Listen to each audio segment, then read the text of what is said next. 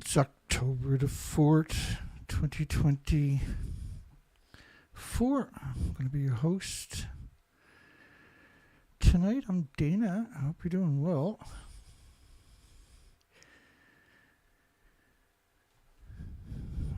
And we got a good show for everybody tonight. We're going to start off with some legacy headlines. Nuclear stocks are down worldwide because the big tech companies, Amazon included, a little while ago, a few days back, said that they were going to use nuclear power. They're going to buy small modular reactors, and stocks went crazy. This was the typical artificial inflation. And then the regulatory agency says that's not possible.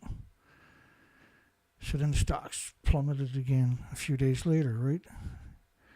So what's going on is they got a lot of stocks in companies that are going bottom up. And so they create the artificial inflation for a couple of days. They sell their stocks, and then all the mom and pa operations that worked hard all their life in factories and everything else just lost their life savings.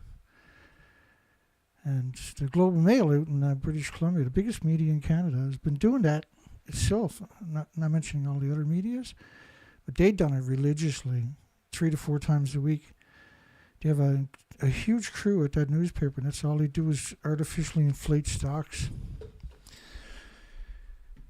And we got a poll tonight. When Japan said people 60 and older should be prepared to die at the Fukushima nuclear meltdowns, does that prove nuclear is evil? I think it does. Do you believe it does? You have to excuse me. I got a new session tonight. So whatever headlines I'm showing tonight, that's all I really got in my session. And I'm still not completely set up, so I'm almost there. Let's go with this one tonight. Let me see if we get this a bit better. There we go. Yeah, that works. And let me just do a couple of these things. Okay. Alrighty, here we go. A University of Texas researcher stated that Fukushima releases were so great that the radioactive aerosols in Washington were up to what they consider normal, which is 100,000 times normal. Normal was left over from weapons testing, is what they want to tell you, as if no other radiation was ever released. All fuel pools are hemorrhaging radiation into the environment. So this story was March the 16th, 2011. This is 5 days after the tsunami in Japan in 2011.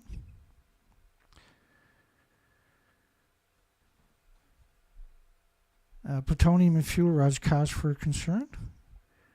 Well, that's what causes the chain reaction is uranium-235 and the plutonium-238, 239,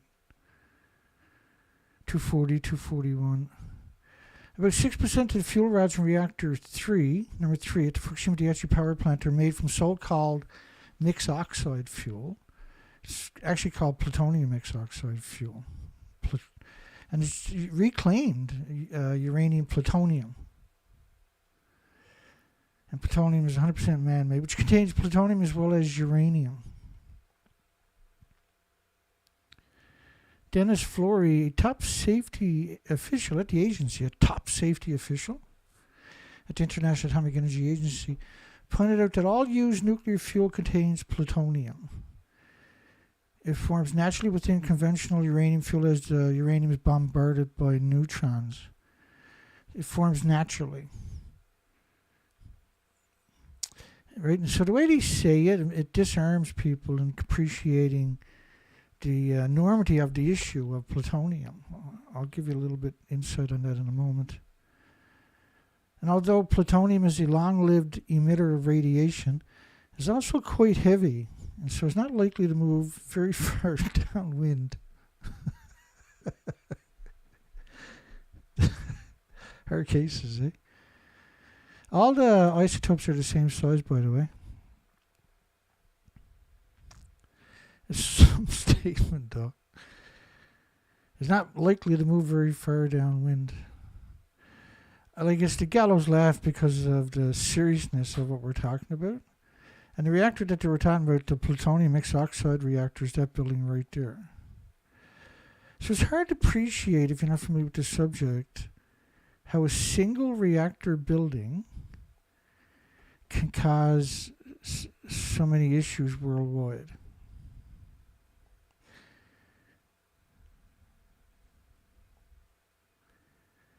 Can cause so many issues worldwide. I got a big head on me there. Just give me a few seconds here because I forgot to set that up. We all got big heads, but not as big as Dana's. Dana's got the world's biggest head. I was actually in the Guinness Book of World Records for the world's biggest head. Let me finish that off because it looks pretty dorky. I know what you're saying, Dana. You can't fix me. I know that. I get that.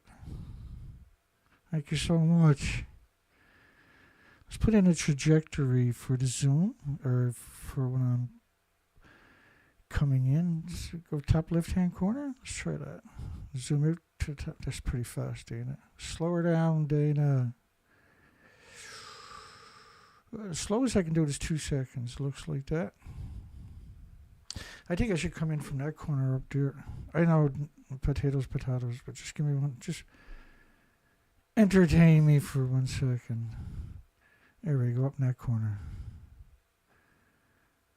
Yeah, I like that. That works for me. Bloop, bloop. Here we go. So this is the plutonium mixed oxide reactor.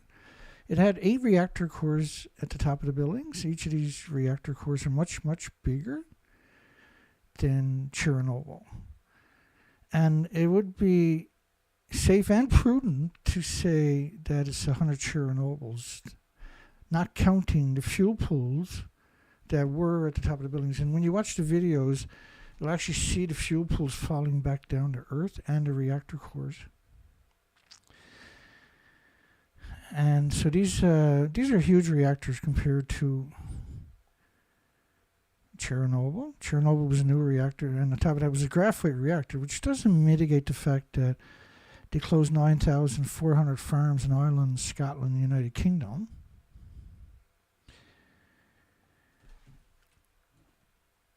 And then told you it was only 28 people that died. Can you imagine how many people died from England because when you acknowledge radioactive fallout was so bad that you closed 9,400 farms in Ireland, Scotland, and the United Kingdom itself, then all your fresh water has to be contaminated. All of it, right? And all the other farms have to be contaminated. It doesn't just look for certain farms. And so what they done was they come out and told people that it was like a banana and a potato chip, and just like natural, stupid, everyday background radiation. They refused to acknowledge these models from Germany, for instance, based on 6 years of dispersal, but only based on partial inventories that were actually lost at the nuclear meltdowns.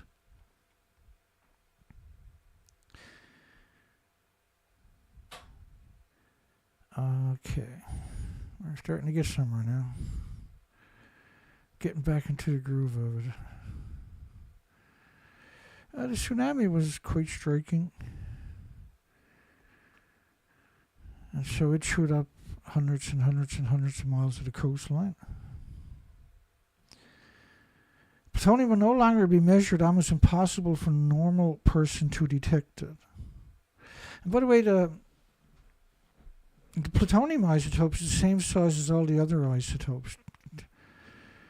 They'll travel together. There's no difference. Just because one, atomically, on a scale of trillions or whatever, 1 in a trillion % heavier than the other atoms, or 1 in 100 trillion % heavier than the other atoms, don't mean it's going to fall close to the sites.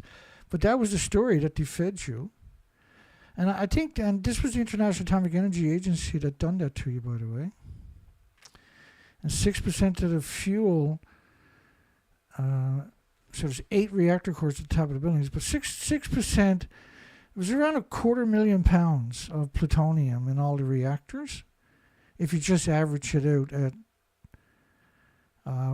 what they acknowledged was, I think, 3%. It was more than that, I'm pretty sure.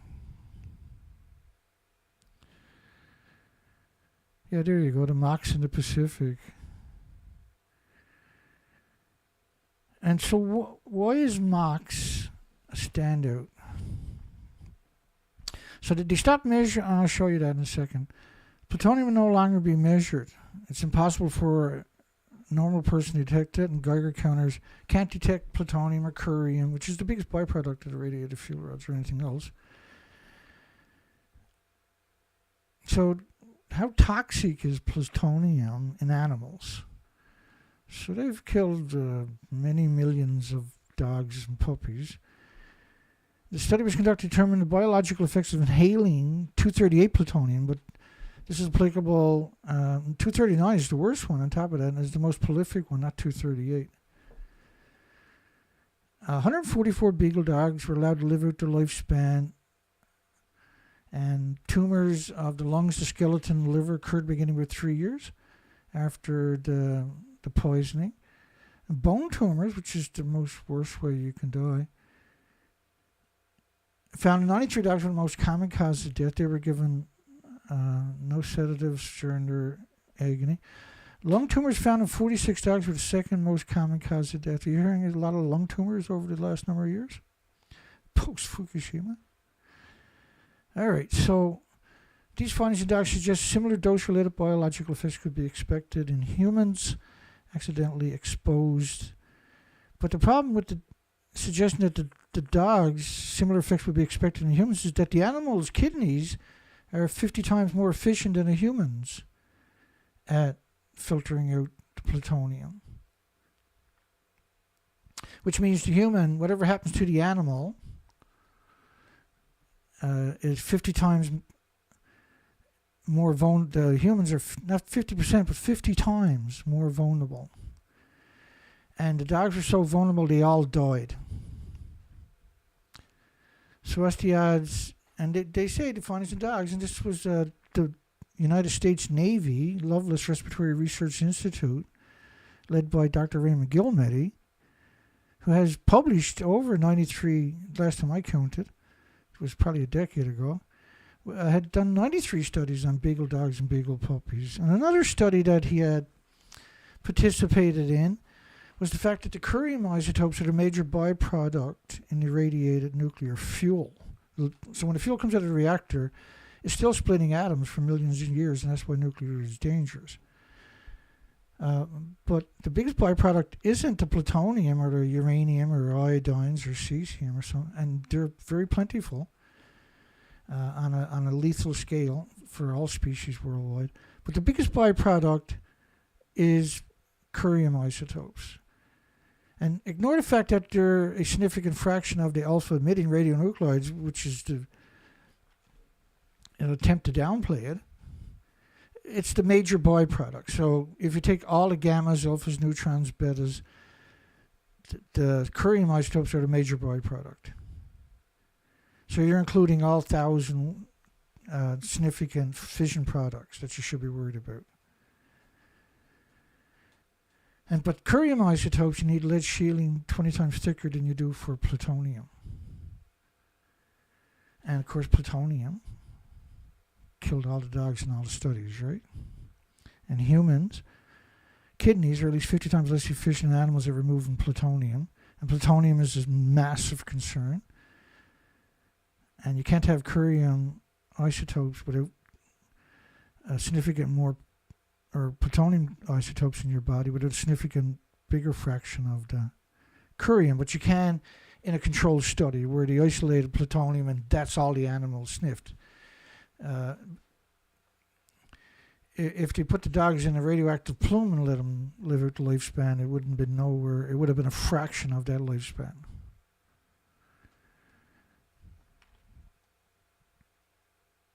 And it's the reason radiation is so dangerous is because it's pulsing energy every second. So it's wrecking chromosomes and DNA and cells on a scale that is hard to comprehend, even for academics. Because you're talking about the enormity of the damage. You can't count all the cells in your body getting wrecked and damaged. Damaged cells lead to tumors and cancers and illnesses and autoimmune deficiencies and immune system compromises. So billions of pieces of Fukushima nuclear fuel is spread pretty much everywhere. Of the fuel, and each fuel is still splitting massive atoms into the environment. It's truly frightening. Wherever there's cesium, there's plutonium. Wherever there is cesium, there is plutonium. And so North America got hit, according to the French government, with 1 million to 10 million atoms of cesium-137 per cubic meter of air. And you can be sure there's a frightening percentage of that was, and that plume is going to be curium, uranium, americium, neptunium, strontium. If you knew what a nuclear scientist is really like, this is how you would see him. You've seen him in a supermarket, if you've seen him in a university, if you've seen him at a football game. If you could really see him for what they are, this is what you would see.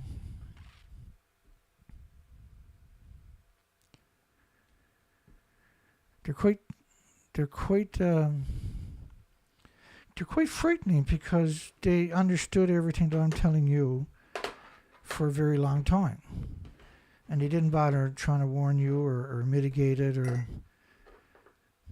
the total betrayal of the academics. The biggest betrayal of academics in history is the nuclear industry. First time since the meltdown, the first time they admitted since the meltdown, these are the gallows laugh. I remind you when you hear me laughing because there really isn't anything funny. We used to call this the comedy show. Now we call it the horror show. Because it is comic that in many ways, but it's hard. It's an irony type comedy.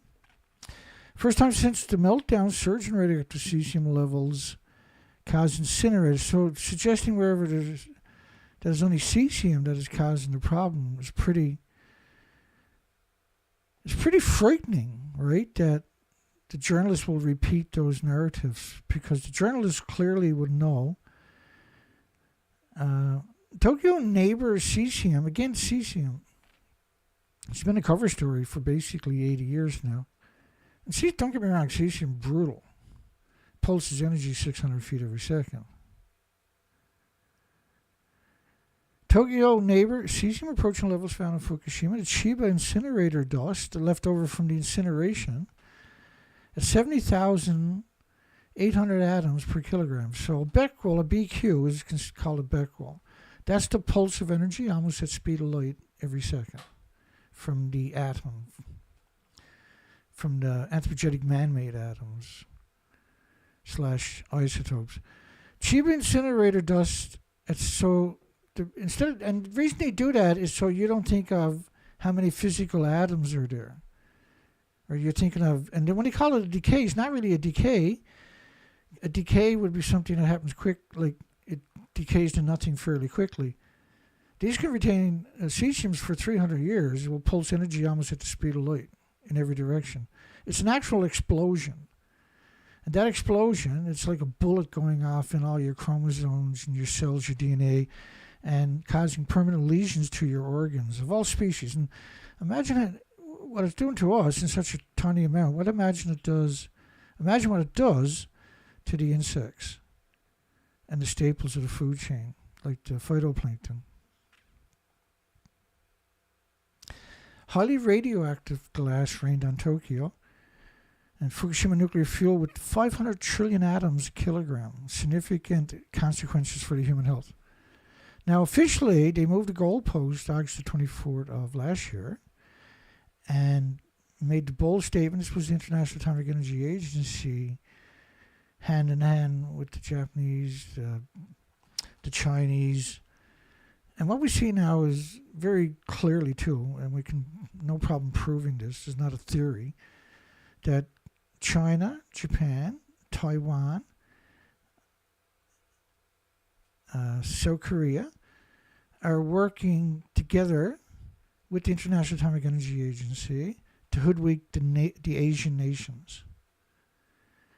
And because the majority of the small media will get their news cycles from the big media, and, this web has now infiltrated every facet of everybody's lives in the Asian communities. But this was meant then to ignite, and the only isotope they would acknowledge was the tritium, not even call it tritium-3H, but tritium, which is, they got natural tritium from the solar system caused by interaction up in the upper troposphere, but man-made anthropogenic is called tritium-3H, and that our immune system doesn't have an autoimmune trigger to defend against it or any other anthropogenic man-made isotopes.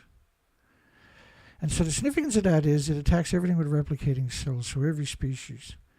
In other words, there's no species with an autoimmune trigger to defend against it. This changes the understanding of the disaster, and it's extremely important. And our ideas of health implications should change. Do not discuss on social medias. So this plume model, hitting the west coast at 220 million atoms per liter, this was the iodine 129, that's 220 million pulses per liter every second for 15 million years. But it's actually 10 of those half-lives. So how can you call that a decay when it's actually an explosion for 150 million years before it finally decays?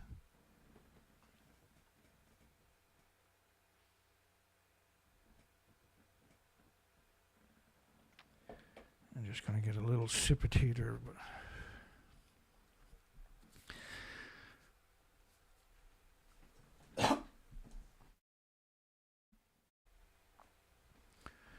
Radioactive iodine in 50% of the children.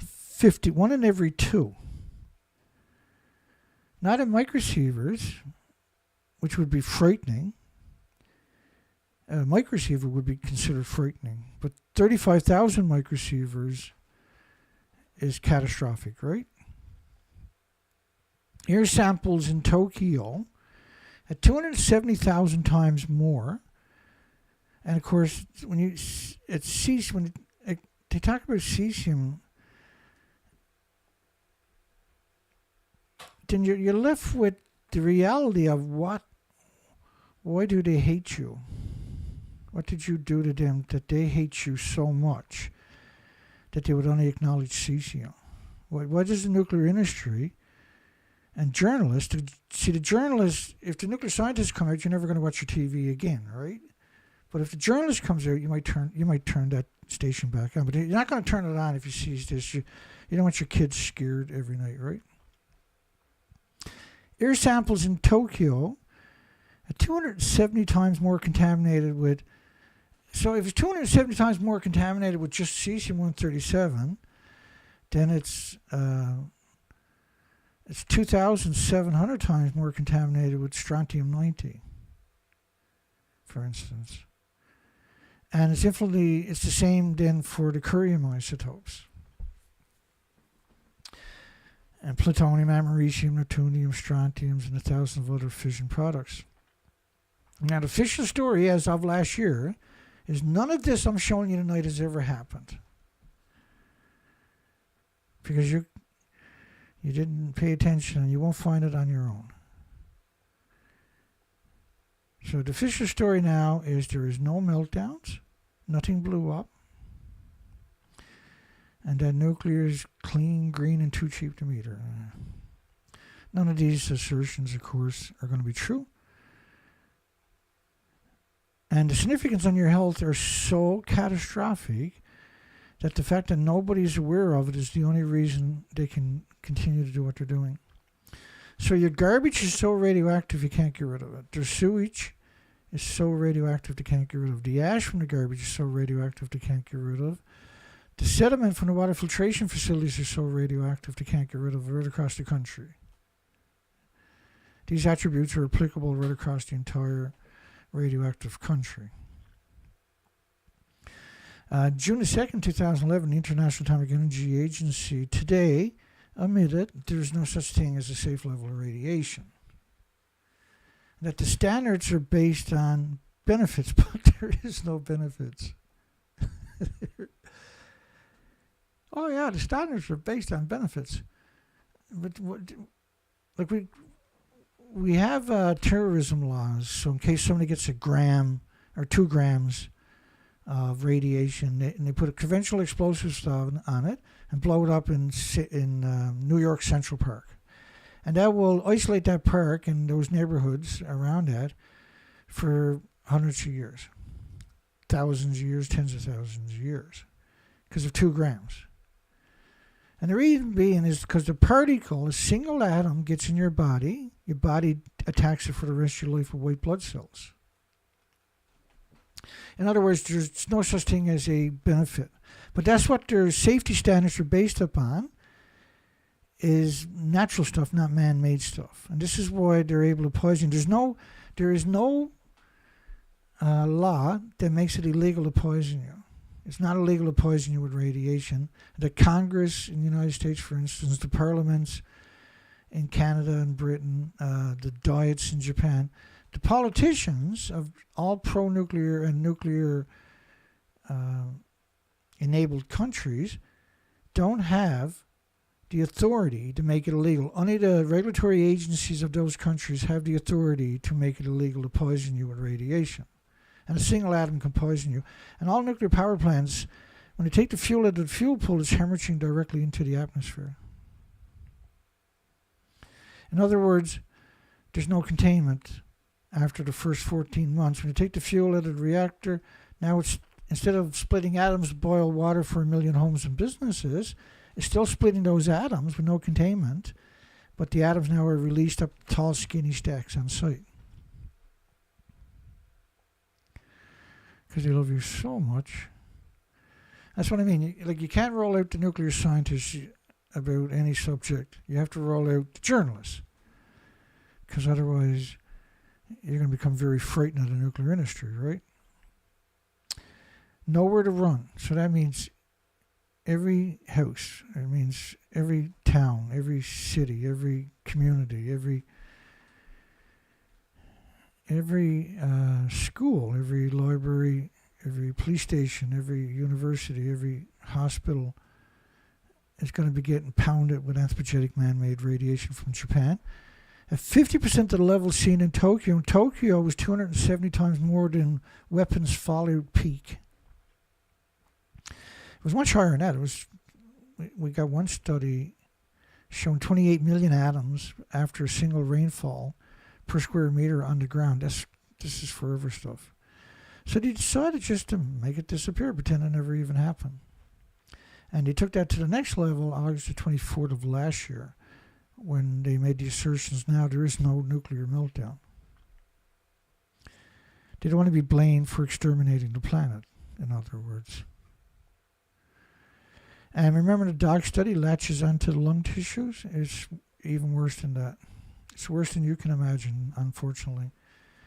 A comparison with x-rays, and you'll hear them talk about x-rays and CAT scans, are actually meaningless.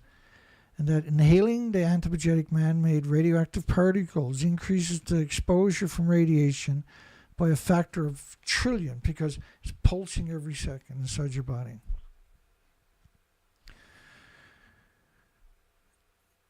So, because you're not just going to get one in your body, you're gonna, and it stays in your body. You bioaccumulate it, so it's wrecking your chromosomes here, maybe in 1,000 places. Your body has to repair everything every second and attack the source. So your immune system produces so many white blood cells that you have very little white blood cells. You have very little red blood cells carrying oxygen nutrition. And so the first thing we postulated after this was we expected to see air rage worldwide go skyrocket, and road rage and stuff like that, and random crimes and stupid and dysfunctional people. There'd be prolific compared to the previous years, previous decades. Just a single atom is considered 2 billion times more toxic than industrial poison. And when you get it in your body, the exposures itself is a factor of 1 trillion. Because every time you pulse energy in every direction, like say cesium-137, when it pulses energy, it's pulsing at 600 feet in every direction. So it's wrecking the chromosomes, your DNA throughout your whole body. Your body can't repair that every second. It simply can't do it. And this thing will never stop pulsing that energy. If it's outside, on the other side of your neighbor's house, it'll pulse through their house, through your house, and radiate you too.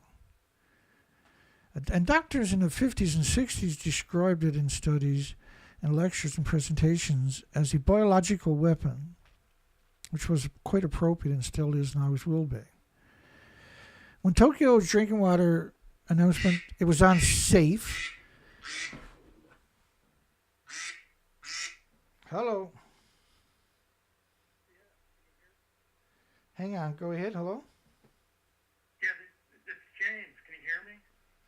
Oh, hi, James. I'm sorry your number didn't come up for some reason. Oh, I'm sorry. Yeah. No, that's okay, man. Weird. Hi there. That happened before, actually. I showed up that time as unknown, but that don't matter. Go ahead. Oh, weird. But anyway, I just wanted to call in real quick because I'm really confused. I'm really baffled, I guess, as the scientists are, with how recently it's so U.S. regulators totally closed off the possibility for now. I don't know if that's part of the pump and dump, but because I know what you're talking about. Just let me see if I can guess it before you say it. So I think what James, correct me wrong, James. I think what he's talking about was that the regulatory agencies said no to the big tech companies using nuclear power. Is that right, James? Right. Okay, go ahead. Exactly. Go ahead. And I don't know if that's because they're all in on this whole pump and dump with the stock market, or I would imagine there's a chance, Dana. I don't know. I don't know if there's a chance that some of these people in the government are watching you. Pains of conscience, yeah. Hey, you could be right. Maybe they just said this is too much. I think you got a great point, actually. Go ahead, James.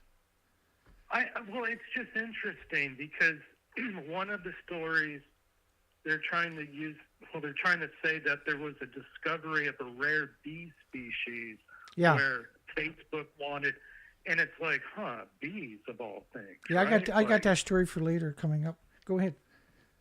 Okay, I'm sorry. I just no, it's thought good. of It's that, great. and yeah, go ahead. It's just so interesting because if there's anybody good in the government trying to help, right, spin this around, they're not going to be able to be forthcoming. Like, we're able to learn this from your show. They're going to have to just come up with these weird excuses for things to eventually tear down. But yeah, nice point. Good point. My thing, I still can't get over. I think about this every day about the mysterious people who showed up to save your life. Like, what was going? What? No, I often wondered the same thing, man. It blows my mind too, right? And let me tell people the first part of that story. I had several heart attacks in a row. I was in intensive care unit for 21 days. And when they took me to the city because I was dying that day, that was it for me. The doctors were going to do surgery on me. And then they came back a few minutes later and said, we can't do surgery on you, sir.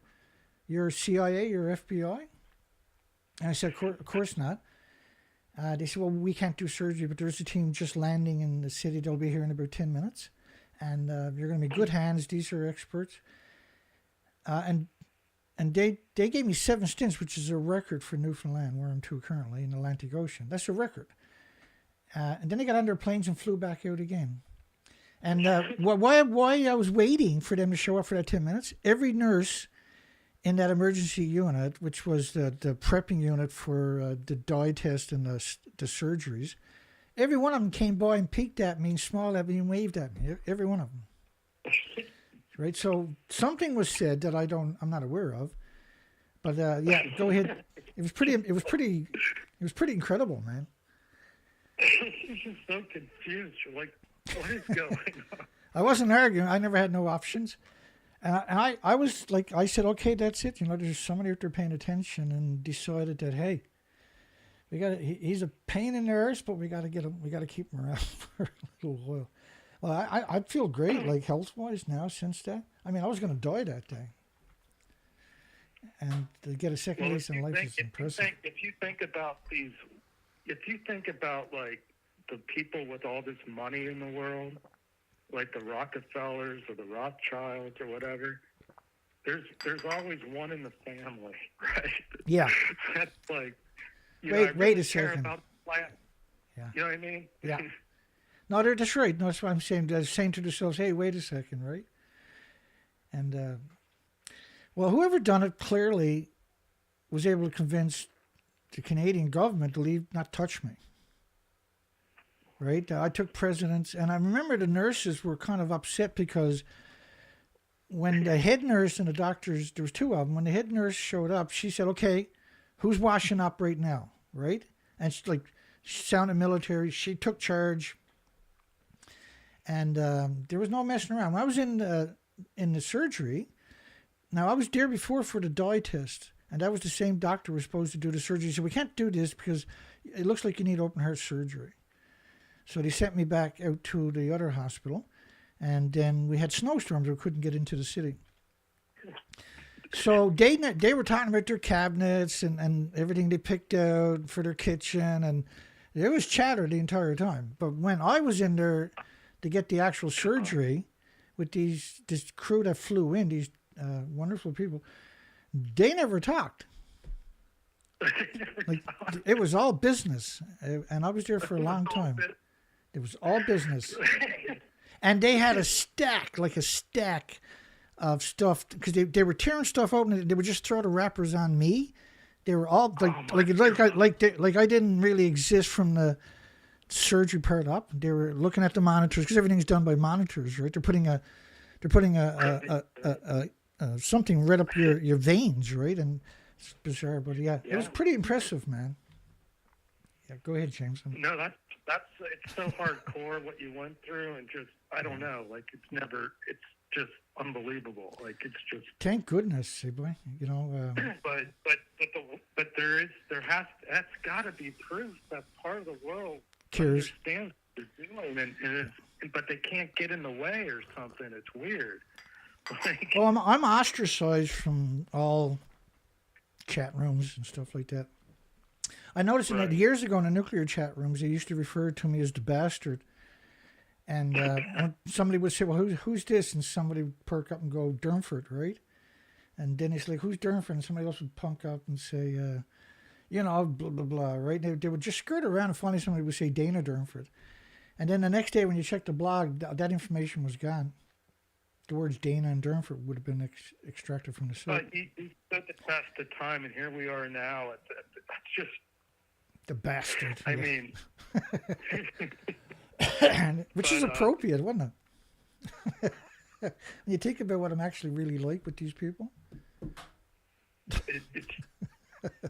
What I'm finding weird is just that, I mean, I'm just trying to, like, express all of this through this new medium.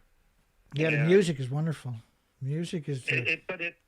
But I've been expecting all this hate to come my way, and there's nothing coming. Like, it's no, because they know you're going to use it. They're going to turn that into music. It's like if the nuclear industry would just listen, it would just crack their mind, maybe. But if you can get your kids to listen, yeah. None of this would have ever existed if it wasn't, Yeah. I mean, it's just amazing what you've done. So I just wanted to call. I just can't believe all this. Like, you touched on it so perfectly. Like, all of these people's life savings just gone up in smoke all over this place.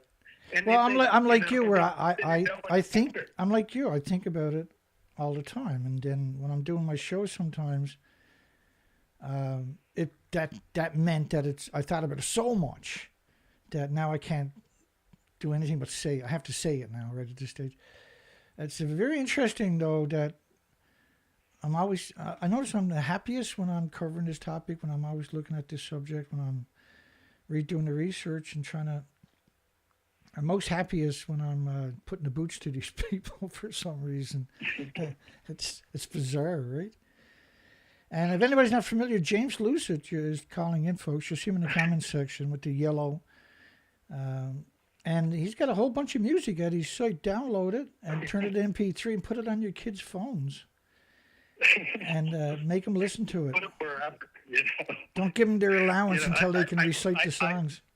I realized that I can promote one of the songs. I can Yeah, that was awesome, eh? Something, pay $20. Yeah. Pay YouTube $20 for views. Here's a song called The Nuclear Renaissance. Let it go. Go ahead and advertise, and YouTube takes the money and they do it. And I thought, oh, this is interesting. That's how it works, yeah. Because scary. YouTube just cares about the money. That's all they give a shit about. I mean, because the nuclear industry's paying money to silence you, and YouTube's 100%. All right, we'll take the money. Yeah. Well, I'll just do the same thing. I'll throw a song out there, and it's got to frustrate the shit out of them where they're going to stop this nonsense because you're the only voice. It's horrifying. It's horrifying, man. It's horrifying. It's horrifying. It's history. You're making history every show you make. Yeah, no, that's a good point, actually. No, I do. Sometimes I consider it that way. That as long as I can get a show out, that's a really good day. That was a really good day. We got a show out. And even at it's a short show, still a great day, man. Still a great day. Every time you punch this industry in the face or in the eye, that was a great day. You've done something really special that day. And the same thing, I can't do it on my own. I need emotional support, and I need support. And I can't do it on my own, right? It just simply won't. I will, but I won't be as effective, right? No. We need more people, and I'm going to send you a PayPal tonight, but I got to let you go because I know you got your show going on. But sure. It's okay. It's going to work out. It's got to work out because there's a force out there that gets it. It feels like it's almost like out of this planet too. Like there's people looking in. It does sometimes, don't it? Yeah. There's something going. There is something special going on. Let you go. Thank you so much, Dan. Okay, buddy. Loves you, buddy. Take care. Good stuff. That's James Lucid, everybody. Download his music and convert it to MP3 and stick it on your kid's phone. They'll like it. I can guarantee you. And they'll turn up to be little bastards just like me. And you. I'm not calling you a bastard. I'm using that name affectionately. Okay, back to a shitty story. Highly radioactive sewage found 30 plus miles from the Fukushima. Highly radioactive sewage. Hey, Mom, I just checked our sewage is highly radioactive. Highly radioactive sewage. Tokyo government finds iodine 131 levels up to quadruple the cesium levels in water reclamation centers. Water reclamation. We got one story there where they had 50,000 one-ton bags of sediment from the water filtration. This was just a couple of months after Fukushima. 50,000 one-ton trucks. So think of 50,000 one-ton trucks, and in the back of it is 1 ton, 2,200 pounds of radioactive sediment from the water filtration. It's a lot of water. How much water do people have to drink to create 50,000 one-ton bags of radioactive sediment? And what is the ratio of water to sediment? Like 1% or something, right? So that sediment is so radioactive that what that means is that all the pipes into all the cities and houses are radioactive. which means the shower's radioactive, the laundry machines are incredibly radioactive, all the plates and forks and utensils are going to be radioactive. All your clothing, your hair, your eyebrows, everything is going to be incredibly radioactive to have those particular attributes. And it's many prong attack upon you because you can't get rid of the garbage. And if you do burn the garbage, it's so radioactive you can't get rid of the ash. You can't get rid of the sewage, and you can't get rid of even though they dehydrated it, which means you evaporate a lot of radiation back into the environment that'll never go away. You can't destroy that stuff. But the water, and the numbers we're talking about are absurd amounts. And this is symmetrically across the country. And that the sediment from the water filtration, the water reclamation facilities, the water filtration plants is so radioactive they can't get rid of it. That should frighten, just terrify everybody. Why would you visit Japan with those particular attributes? And that's a great statement. That's a great point that James could make. We're going to get to that stories coming up. We're almost right there, right? We're just 7, 8, not even that, five of these stories, and then we'll be at that. It's hard for me to get, because I got so many issues going on, right? It's hard for me to get, they took down my system. I still haven't got the hard drives. I got to figure out how to get to the city to get the hard drives. I got to bring back my hard drives and get SSD hard drives.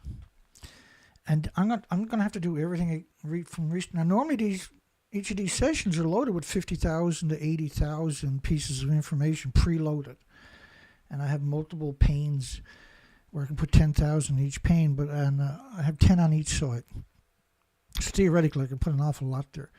But typically, I got like 50,000, so I got whole sections on 1-ton bags, and a whole section on tanks, and a whole section on stuff like this. And these are hand-picked stuff. I have to go into these sites, scavenge what I can, because they killed 2 hard drives and severely damaged my whole operating system, where I had to reinstall everything. These operating systems are really special systems. They're very expensive and very difficult to operate, let alone to purchase, right? You're going to buy a brand new truck for the same price as these operating systems. So it's very scary when things go bad for you, right?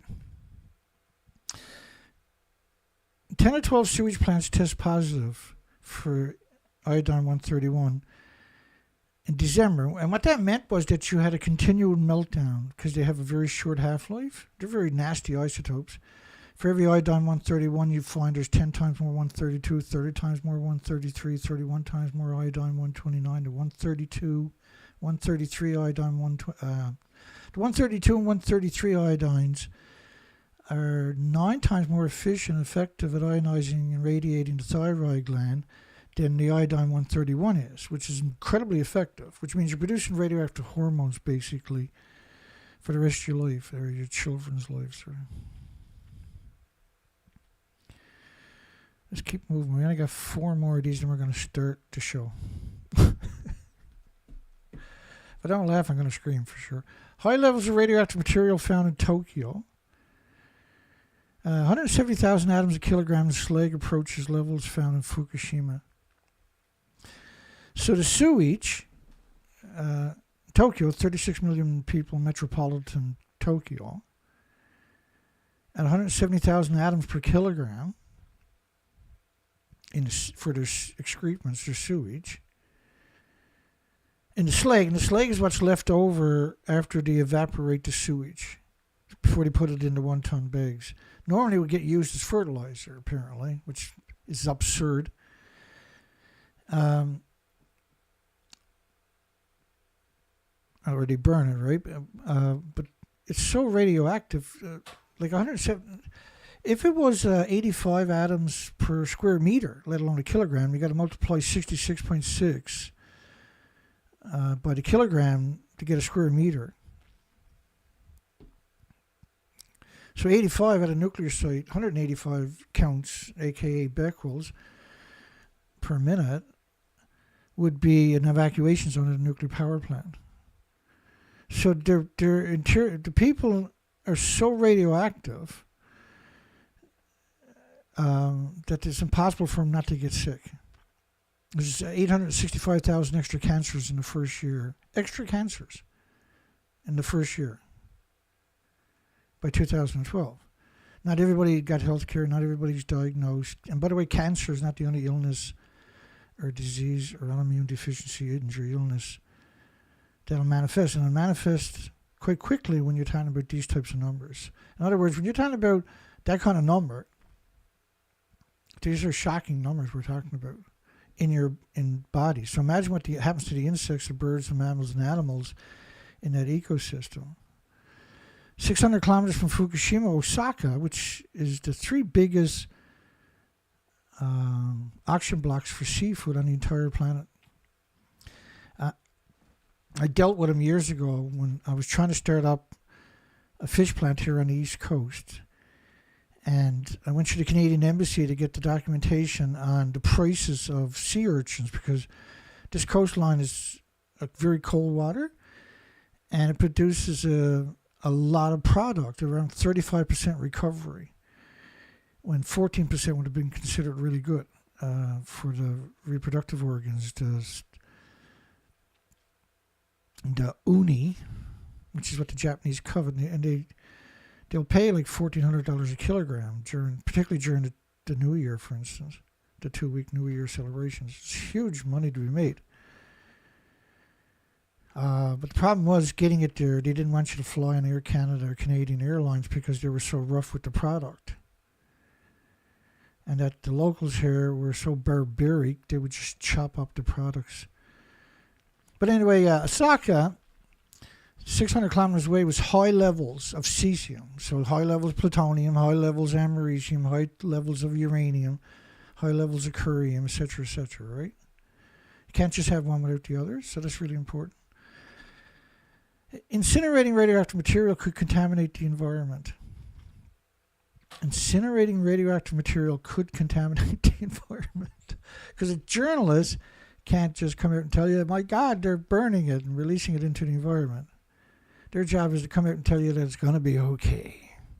So this is the last one before we start the news cycle for tonight. We haven't got a big news cycle show, but it is an interesting one. Post-Fukushima horror, severe impact on oceanic environment, an unpredictable amount of damage. Well, it's not really. You kill all the birds and insects. You kill the phytoplankton, the bases of the food chain, the oxygen chain, the carbon sequestering chain. Then the food chain falls apart, right? Japan is simply dumping nuclear waste into the ocean. I done the numbers, I don't know when that was, 5 or 6 years ago, of how much you would need to spray on these reactors every day. There was no way to contain that because of the levels, multiple sieverts per liter that was being washed back out. And the whole plant was built, they spent $500 million in that site and leveled it with shale. And so when water goes down on the site, you can't have liquefaction on that site. That's an absolute, on a nuclear site, you can't have that because you might end up not being able to stay on the site. Not just from the height of the water, but you're raising the radiation back up that's already infiltrated, because the fuel pools are always hemorrhaging radiation. It doesn't all go off site, let's stay on the site. And so we figured it was 100 billion 45-gallon drums at that period. And each liter was several sieverts that had gone into the Pacific Ocean. Post-Fukushima horror, severe impact on oceanic environment. We've done 6 years of research expeditions. I can't show you that tonight because I haven't loaded it onto this new session. I basically got 700 or 800 things loaded on. Time you set up the audio, the videos, everything else, the lights again. It was quite the ordeal trying to get this to work tonight, actually. We were 15 minutes out from the show, and I was like, oh shit, this is not going to work. I'm not going to be able to connect. What's going on here? And so I had to redo the security multiple times before I finally connect it. And I'll change my security every show, just to try to keep the industry at bay for another day. An unpredictable amount of damage to the Pacific, fundamental to the reproductions of humans. The Japanese are simply dumping nuclear waste into the sea. And that's 2013, October the 5th. That's my birthday, by the way, October the 5th. There was always a shitty headline I noticed on my birthday from Fukushima. Constellation, I think, is on purpose, to tell you the truth.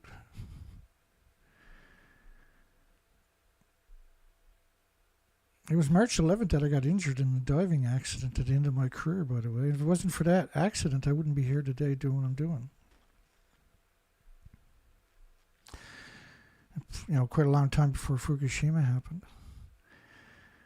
Constellation Energy, nuclear stocks plummet. Here we go. Oh boy, oh boy, oh boy. The scam they charged this time was unbelievable. Constellation Energy, nuclear stocks plummeted after regulators block Amazon power deal. It wasn't just Amazon, it was all kinds of them. We'll get to them. Constellation Energy stocks fell as much as 12% early Monday. Made a broader decline in nuclear power stocks following a broader decline. So all kinds of stocks. Because the U.S. government rejection of another big tech nuclear power agreement late Friday. Another rejection. And there's a whole bunch of them. That's what James Lucid was talking about when he originally called in, right? And we kind of digressed a bit. Talon Energy dropped 9% in the early trading. Sam Altman, he's such a disgusting bootlicker, isn't he? A billionaire. Backed Oklo. Maybe he came to his senses. Who knows? Fell 8%. Centrus Energy. These Nano Energy shouldn't be on the stock markets. Why is Nano Energy on the stock markets? Why is NuScale on the stock markets still? They just robbed all their investors. They don't have a product. They don't have, and you see small modular reactors, SMR by NuScale. I thought they took NuScale off the stock exchange because of all these investors pulled out. But they still had the stock market, right? The original investors were all those communities. Sank 4%. NuScale small modular reactors fell 7%. Now, so they'll go back in in a day or two. They'll go in because people are still dumping their stocks that they just bought 5 or 6 days ago because Amazon and Google and Facebook and we'll get to them. A whole bunch of them just said, "Well, we're going to power our AI with these small modular reactors." And people are like, "Well, what's a small modular reactor? I got to buy stocks." And they're calling up their stock and buy stocks. And they're like, "Yes, sir." They're probably sitting on 1 million stocks themselves they got for 65 cents. Stocks go up to 350. They sell them. And the investors like, sell, sell, sell. 5 days later. This has been going on for 12 years, 13 years, rather.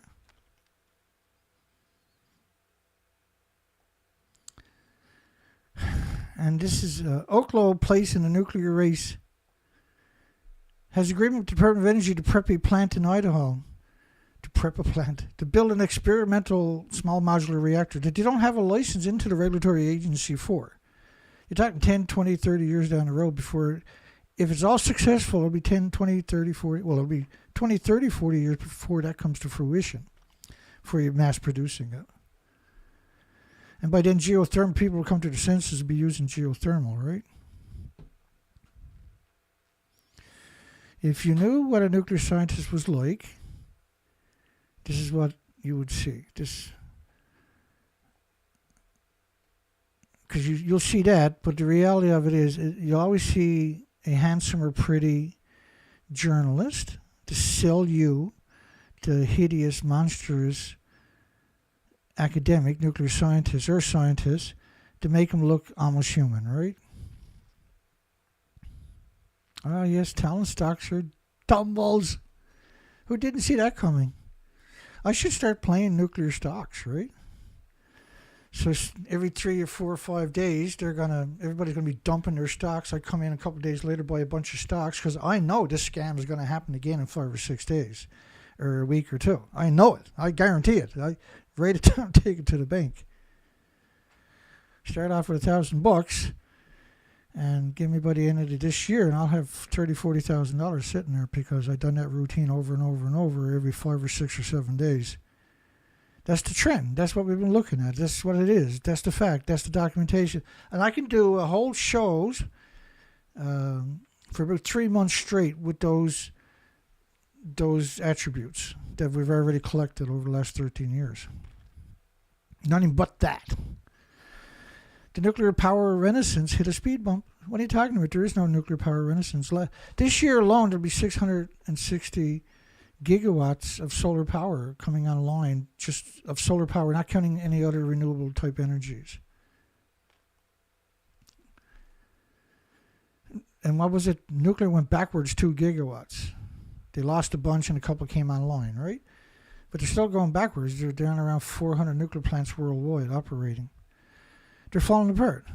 They're giving life extensions to the ones that are here, but you're not seeing, for the most part, except for China.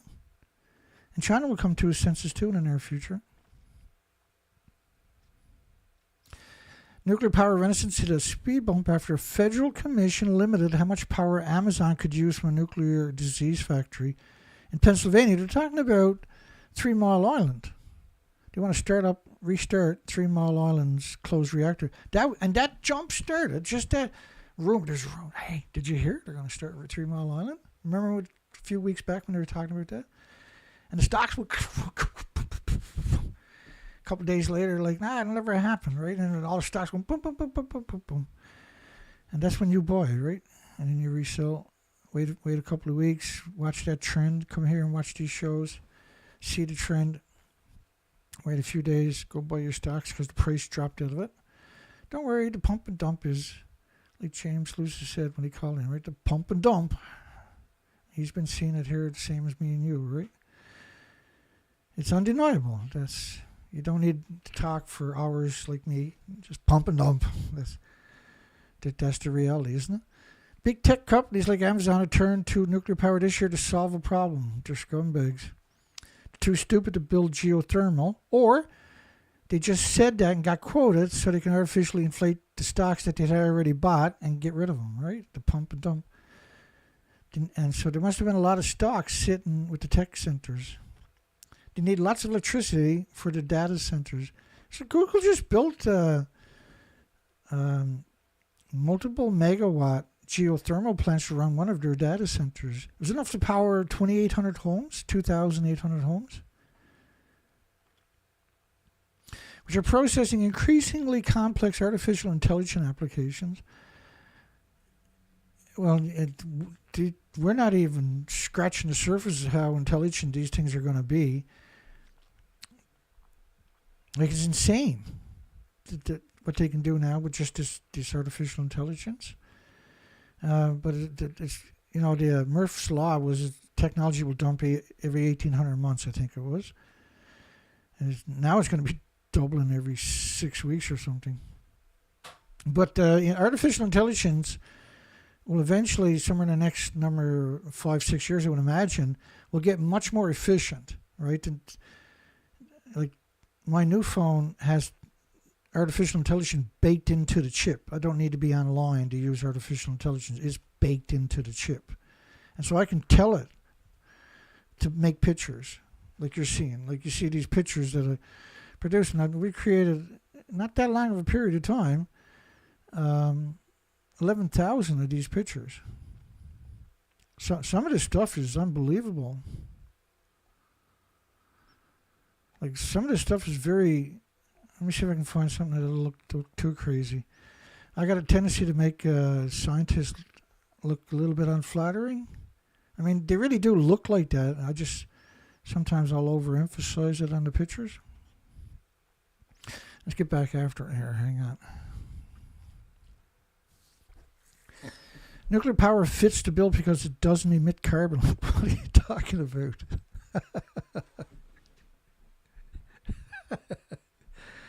How can it runs on external gas, oil, and coal plants? How can it not emit carbon? How can you power 1 million homes and businesses, not emit any carbon? And carbon, you're not worried about carbon, you're worried about radiation. Carbon doesn't pulse energy every second for millions of years, or even for a day. Right? Nuclear pulses energy every second, almost at the speed of light. Like, can you make a device that pulses energy almost at the speed of light? Just let me give you a rough introduction to how labor-intensive, resource-intensive nuclear actually is. Because you got to see some of this stuff to believe it. Nuclear, first off, nuclear is going to use 2 gas, oil, or coal plants. Each reactor is going to have dedicated gas, oil, and coal plants. They're massive. They're big enough to power 1 million homes. So you're going to power a nuclear plant to create enough power to power 1 million homes. Why are you going to do something like that?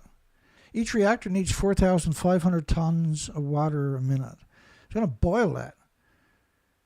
In a glass of water, there's 1 billion creatures, right? You're going to boil 16 million billion creatures every minute per reactor.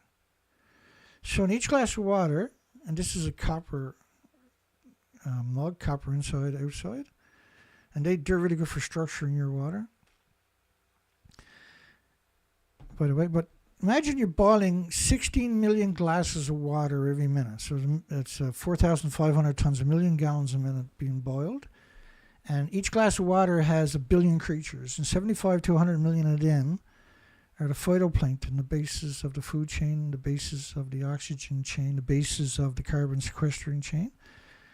Carbon's great. More carbon you got, then the more species you got, right? The more healthier the species are. If you got no carbon, you got no trees, no bushes, no flowers, no plants, no life, nothing with replicating cells. But radioactive fallout is really something. Okay, so let me show you one more. It's so weird when everything that was preloaded is no longer there and you got to go find everything off the top of your head. I don't like this at all. This is no fun. Give me 1 second. I'll get after it here in a second. Okay. It's so many years of deception. How do you break that, see? How do you disenfranchise the population from the perpetual propaganda that they've been... I got a quick way of doing it, though, so we're almost ready. It always takes a few minutes to tell these types of stories because they deserve that prominence, right? I would have to sit here for hours and hours to tell the story of how resource-intensive this insanity actually is, but I got another way of doing it. We'll get there right almost there. Just another moment. Alrighty then. I'm just going to give you a fraction. So every plant needs 2 coal, gas, oil, coal plants. Now remember, they produced 1,000 tanks by 2013, and they have 1,000 tanks today. And you can fill up 1,000 tanks 6 times a day with just 1 reactor, 1 million gallons a minute. These tanks are 300,000 gallons each. So they picked up 30 million 1-ton bags. There was 150,000 sites like this where they were storing it. You couldn't go back to a graveyard for 7 years. And you still shouldn't have went back because that was sitting there. These are 1-ton bags of radiation. So the nuclear industry got to dig big, huge mines. And then for decades, they took it out and just dumped it in the ocean. And they dumped it on these little skiffs. That's how they got to get it off the boat because it's emitting so much radiation, they can't make it back to port without getting a significant dose. In other words, they got a significant dose. If you're on that boat and you're reading this on the Geiger counter right here, then the people on the boat are getting horrific doses. And when the barrel sinks, every 33 feet is an atmosphere, 14.27 pounds per square inch. So these drums are going to collapse before they hit the bottom, and you're going to release that into the environment. And all you're doing is spreading it out.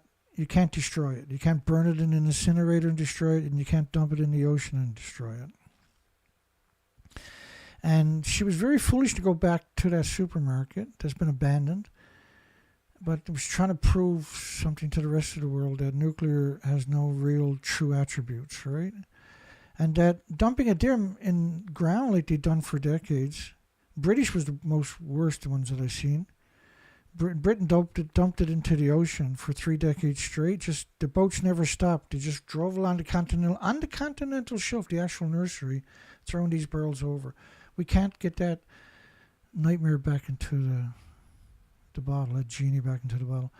And then they exterminated the majority of the homeless and the destitute and the victims of society and the immigrants who don't speak the language, because academics are not going to Fukushima. But the whole process of nuclear, to have the incredible hubris, the arrogance, to suggest that it's carbon free. You can't drink the water in any of these communities just because of the mining. You can't drink the water in this country because of the dumping. And it's the most resource-intensive industry, period.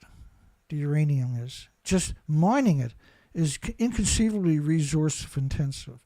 And the final product is, you take it out of the reactor after 14 months and you put it in a fuel pool where it's still splitting atoms forever into the biosphere with no containment. It doesn't make any sense unless you're trying to exterminate everything on the planet. You notice all the spider webs are deformed? Down here on the East Coast, we can't find any spider webs because they're actually gone from the forest. The trees have soaked up so much radiation, it's not habitable for them anymore. And that person there would have died that day because he's spraying regions to try to bond to the pellets, the particulates of the fuel that are still splitting atoms in the ecosystem wearing these paper suits. This cannot protect you in the best case scenario, let alone the worst case scenario. And unlike solar and wind, it operates continuously. And that's not a garbage can diagnosis, because solar and wind can power enormous water batteries where you have 2 aquifers and you pump water up to the top one, for instance. More than enough to run 6 days straight. So if the wind doesn't blow and the sun doesn't shine for 6 days, you're still in good shape. Or the windmills now can also power air. Just all the windmill does is produce air, compressed air. And you just dig mine shafts and compress air down there. And anybody, anywhere can do it. You don't need very much equipment to pull it off. It's not going to take you 14 years like a nuclear disease factory. And solar, of course, this year worldwide is going to hit, for sure now, 660 gigawatts. And it's expecting a 40% growth every year. You know, worldwide there's 4,800 gigawatts of coal, gas, and oil. And but from 2020 to 2026, they're actually going to pass that with renewables. What do you think they're going to do the next year and the year after that? And because they're not even touching geothermal. And there's multiple companies, Quasi-Electric is one of them, is just, instead of using bits to drill down, they're just going to use new technology, like not lasers, but like lasers, where you're basically evaporating the rocks till you get down to 1,000 degree Fahrenheit temperatures. So you don't have to worry about the drill bit getting really hot, right, in this environment, because you can just. But there's other companies that are using pneumatic 25,000 psi jets of water to split the rocks as you're going down to get the geothermal, and then they have pneumatic hammers that will crash whatever's left over, and then the drill bit will come down behind that. You only got to drill down until you hit like if you hit 1,000 degree Fahrenheit temperatures, you're hotter than gas, oil, coal, and nuclear. And so anything they can do, you can do better. And you can do it. You can build this. Any community can build it. They don't need a million corporations making parts for them. You don't have to store the stuff left over for 1 billion years. You don't have to contaminate the entire biosphere every time you have a breakdown. And those 60s and older don't have to go give their life because your power plant broke down. Right, and so she'll go and interview the scientists, and because you won't get to see the scientists, you'll get to see her. She's much more presentable than the scientist is going to scare you like, oh, Mommy, I don't like nuclear. Is going to be the new norm. Facebook planned for Meta, which is Facebook basically, a new incarnation of them, planned for the nuclear power artificial intelligence data center thwarted by a rare bees. Again, they can just build it somewhere else, right? So this connotation is that leave us alone, we're not going to do it now because of the bees. Well, most of the bees are going to be wiped out by nuclear and have been wiped out by nuclear fallout because the pollen is radioactive. And so this is a pretty shitty excuse. It doesn't make any sense. My apologies if you heard me slurping.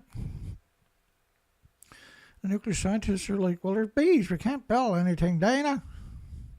No, they're like, kill the bees.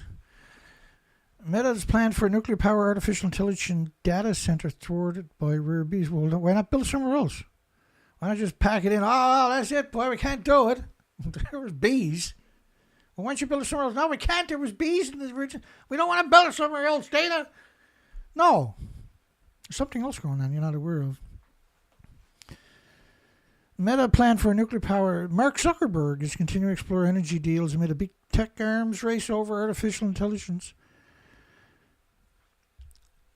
He plans to build a AI data center in the U.S. runs on nuclear power was thwarted in part because of a rare species of bee discovered on land earmarked for the project.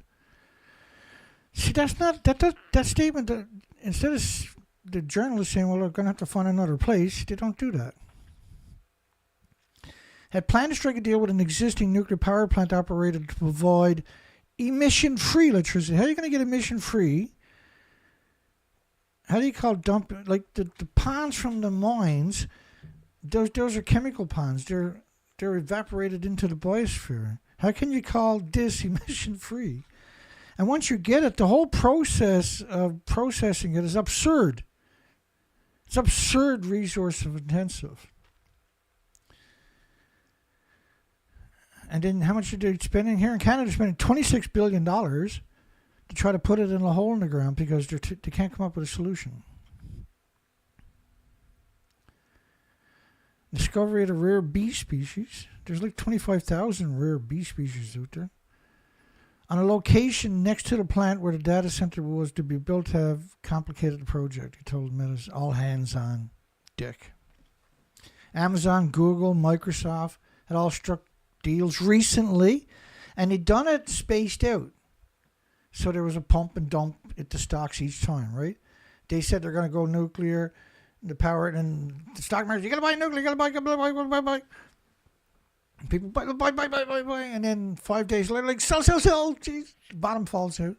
And then the next one comes on board, and Amazon, and Microsoft, and Google, and Facebook, and Sam Altman, and this is clearly on purpose, the way it was spaced out, wasn't it? We covered each and every one of these. Meta's continue to explore various deals for carbon. Why not use geothermal? Why not use compressed air storage? Yeah, you don't have enough money to spend on stuff like that, but you got enough money to track, trace, and database everybody on the planet, but you don't have enough money to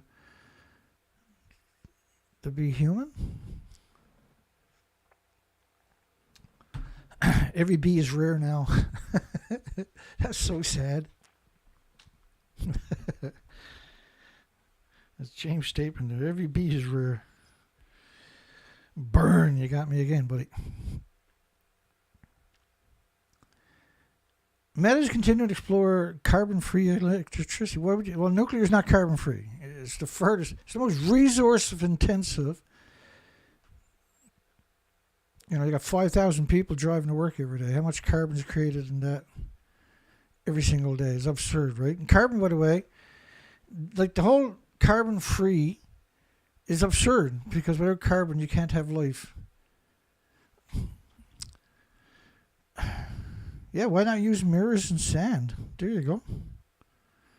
For heat storage, because you can heat sand up to 700 degrees. And because you're in the desert, you can use mirrors.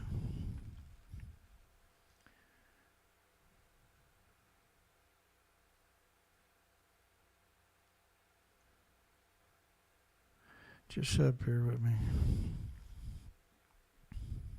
Let's keep going, because if I start getting distracted, that's not going to work. Here we go. Like a lot of bees live by themselves, right? There's a lot of species where the bee actually just lives by itself. And they're all unique in many senses, right? I think I think it's just an excuse, right? They just use that as a cop-out so they can sell the stocks they already aggregated. And because we know they've done that, we covered that a little while, not a long time, 6-7 months back. In September, Microsoft announced it would revive the mothballed nuclear plant at 3 Mile Island, Pennsylvania, because that would get the biggest headlines, right? What? You can mothball the nuclear meltdown site? That's amazing. It can't be too bad. That's what that was all about. Amazon paid $650 million in March to put a data center next to the Susquehanna steam electric nuclear plant, also in Pennsylvania. And that water feeds how many farms? It's absurd.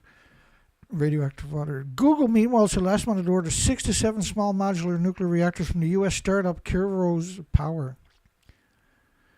Like, why would you order something that doesn't exist? We've seen this so many times now, right? Since about 6 years ago when you had that small modular reactor madness went on for about a month and a half.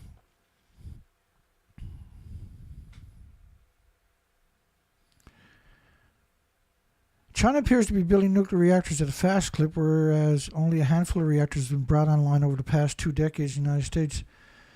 There wasn't a handful, was it? There was 3. One of them took 44 years to complete. Watts-Bar number 2, I think it was. Because, like, the journalist has to make the scientists look like this. Because if the journalist makes the scientists look like they really look, then no one's going to want anything to do with nuclear. UK says it voted against United Nations nuclear war panel because the consequences are already known. This is the same United Kingdom that destroyed all the humans in Christmas Island and permanently contaminated the entire biosphere, contaminated Montebello, Maralinga in Australia. Used to wait for the wind to blow across Australia before they set off their nuclear bombs. They went there to do their nuclear weapons because they didn't want to contaminate Great Britain. So they went to Australia, which was a penal colony by the UK originally, and decided they were going to contaminate their water and land. Like, if you go watch it, you'll see they got like 40 planes doing weather patterns. So how could they get us so wrong? And it just came out that the Maralinga, or is it Montebello Islands or Maralinga Islands? I can't remember. Both of them were nuclear disasters. Let's call it the Montebello Islands. Came out last year that these were too radioactive to be staying there for more than an hour. In other words, don't go there, period. Because there's a big tourist trap for decades now, bringing people out to a nuclear wasteland that looks like a tropical paradise without human habitation because it was too radioactive. Otherwise, the industry would have set up shop there, right? And so they let tourist boats bring all kinds of victims out there and get serious dose, stay all your day if you wanted to. Now they acknowledge that it's a nuclear wasteland. And the UK, of course, participated in the United States nuclear weapons, and that they denied the veterans, who they purposely contaminated to use as human lab rats, any kind of health benefits or monetary benefits. And you're talking multiple administrations refused to acknowledge the victims exist. And you see that really dominant in all, like the French Polynesians. We got studies that are shown in 2019 there's 1 million square kilometers of the Marshall Islands is so contaminated it's uninhabitable. So you took all the tropical paradises and you nuked them, which were the nurseries of the oceans, by the way. You took all these tropical paradises, wonderful, magical, fairy tale tropical paradises, and you evaporated many of them. You totally destroyed them forever. These beautiful atolls in the middle of the vast oceans, these incredible tropical paradises. There's no other ways to describe them. With fruit trees and a massive amount of migratory, they still have a massive amount of migratory species come through there, and of course they become incredibly contaminated. And it destroys the gene pool of those species on top of that. It's a perpetual attack upon 8 million species, the entire legacy of the nuclear industry. It's predicated upon deceit, dishonesty, crackpots and kooks. The nuclear industry is full of these crackpots. And if you actually meet them, this is what you end up with. And this is why they need the journalists to look reasonable, because they got to convey to you, because he can't. Because when you listen to a nuclear scientist, you're like, that person is crazy. I used to have 7,000 lectures on nuclear. I don't know how many I got now, but at one point, pre-Fukushima, I had over 7,000 lectures on nuclear. And it didn't take me a long time before I started realizing, wait a second, this industry is insane. UK, France, and Russia. UK, which the crimes France and Russia committed against their population with the nuclear testing is legendary now. It was pretty insidious, right? We're the only countries to vote on Friday night against a UN General Assembly committee. Now, why would you trust UN is beyond me. They're insane what they've got done to us. They're a corporation like McDonald's, and yet everybody's taking marching orders. By Ireland, New Zealand set up an international scientific inquiry to take a fresh look at the multifaceted impact of nuclear weapons use. What was it George Bush said about United Nations back? George Bush Sr.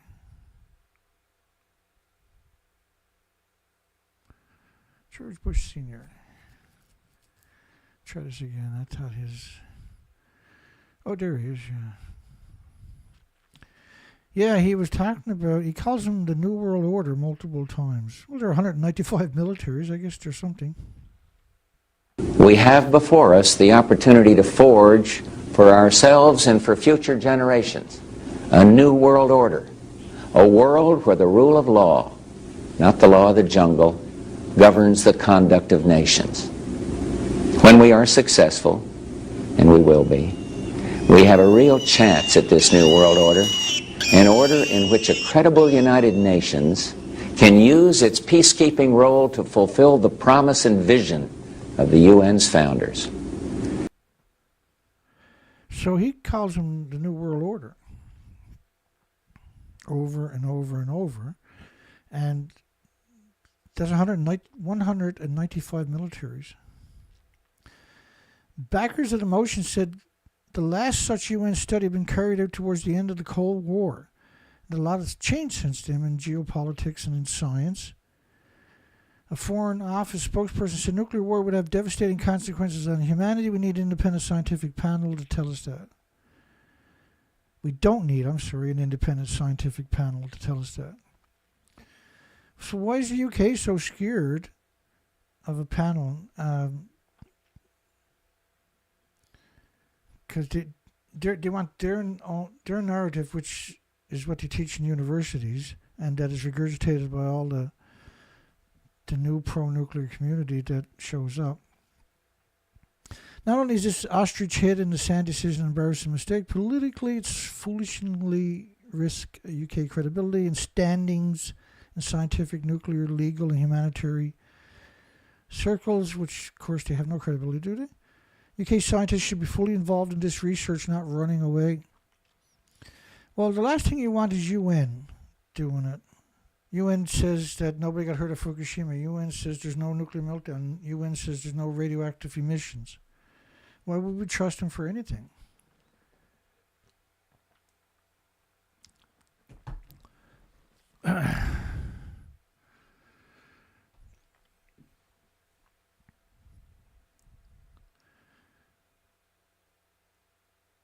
For example, it is now thought that even a limited regional nuclear conflict could trigger global nuclear winter by propelling huge amounts of, you guessed it, carbon into the atmosphere.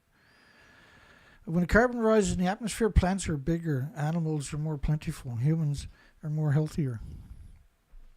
It's the radioactive emissions from the nuclear meltdowns that destroy everything. You got an invisible snowstorm covering the entire planet. Just see if I can dig up some of that for you, because I haven't got everything loaded anymore. Oh, there'd be some lucky right there that following it that easy. It is global warming. So, I'm going to make sure the volume is down because I don't know what's on in these little videos sometimes.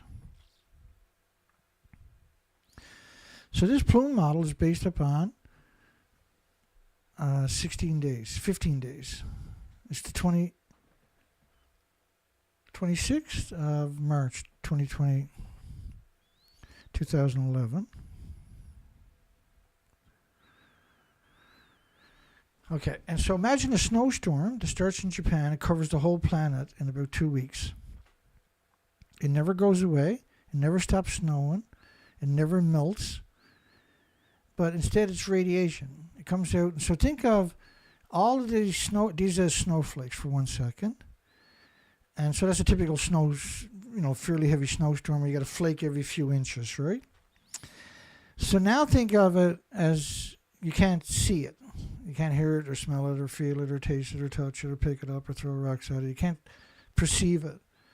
And so you got gammas and alphas and neutrons embedded, gamma, alpha, neutrons embedded, gammas, alphas, neutron embedded, gammas, alphas, neutron embedded. Each one is gamma, alpha, neutrons or beta. And each one is pulsing energy almost at the speed of light. They don't mingle with each other. Those pulses of energy almost at the speed of light. They hit each other. They slap each other almost at the speed of light. They bash each other. And they refract. They change direction and break. It's what's known as a braking effect. And we call it X-rays. So this, when it smashes together and goes like that, that creates an X-ray. So all the species in the forest, in the meadows, all the biota, the 8 million species, for instance, and humans, are getting full body X-rays because of this perpetual snowstorm that never stops snowing and comes out of one place. But this model itself was based on 1 million to 10 million atoms of cesium-137 by French government. So Fukushima radioactive fallout is global warming. I put that there to remind me, and I don't always say it, to remind me to tell you or to impress upon you the fact that this invisible snowstorm is pulsing energy every second. The carbon doesn't do that. Carbon doesn't make emissions that covers the entire planet in 2 weeks, and they don't pulse energy. The ones that do, it doesn't go very far from the source. Carbon is huge compared to the atoms. You can put 200 million atoms on the head of a needle, but you can't see it. And just a single atom in a human will cause an autoimmune trigger for the rest of their lives. Their body will attack it for the rest of their lives with white blood cells and try to repair the damage that it creates every second and build a tumor around the source. It doesn't know what to do with it. It doesn't recognize it. These elements are not found in the solar system, so its reaction is to attack it. It's a foreign object. Because a single atom in a human, imagine what a single atom is going to do to an insect or a bird or a mammal or an animal. Imagine if that animal, that is, say, because everybody's familiar with the word cesium-137, that pulses energy 600 feet. So it sterilizes the species in increments over a few generations. Because humans, it takes many decades to have generations. Insects can do it in 1 year, a lot of them, right? And so this is why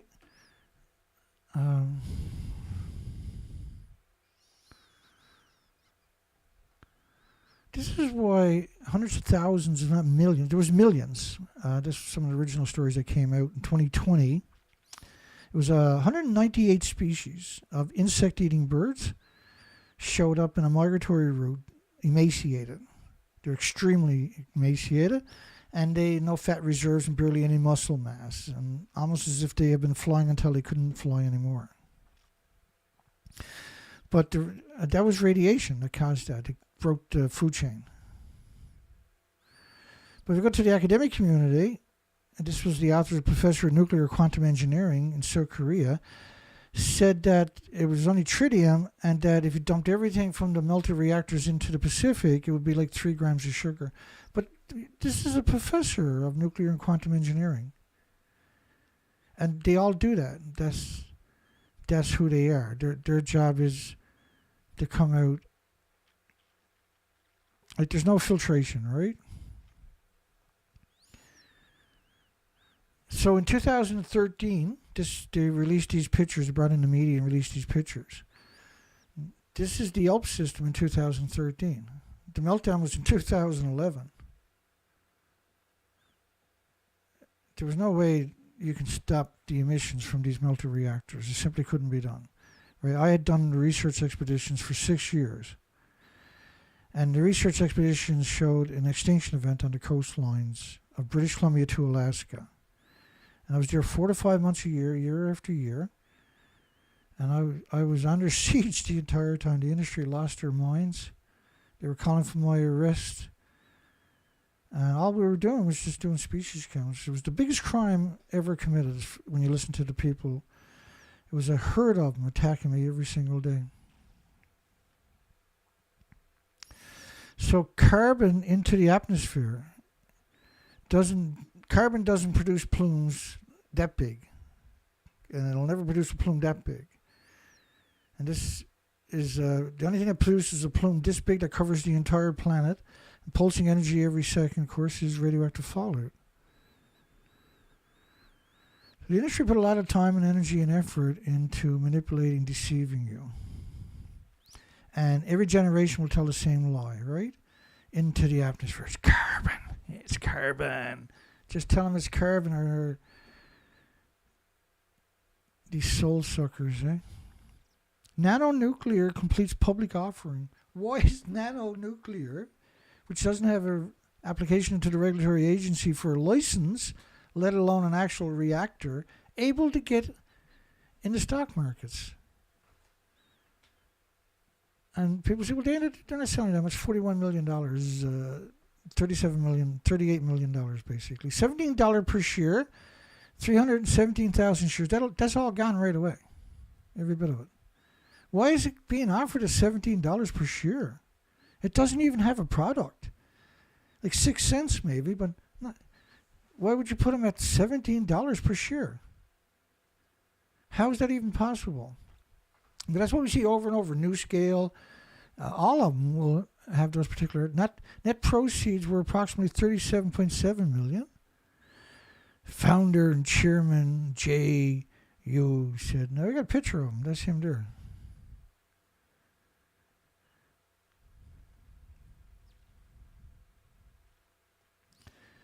Tokyo Vice Governor suggests a Fukushima draft.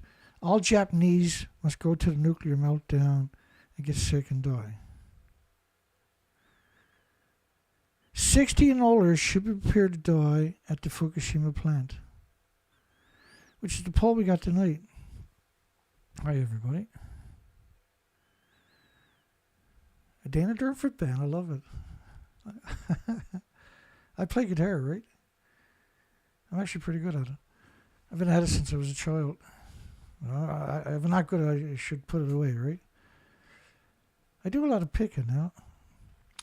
When Japan said people 60 and older should be prepared to die at Fukushima, does that prove nuclear is evil? Like, do you send in, if your coal plant, your oil plant, your gas plant starts leaking carbon, do you put out a call 60 and older should be prepared to die at your coal plant, or 60 and older should be prepared to die at your gas plant, or 60 and older should be... Why would you allow something like that on your planet?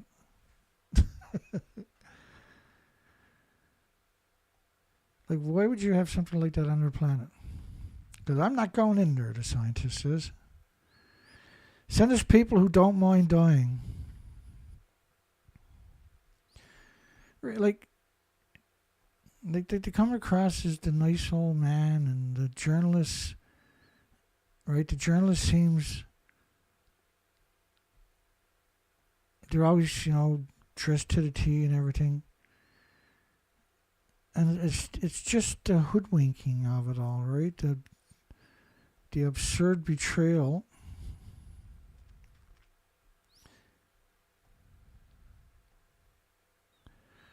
Just hang on here.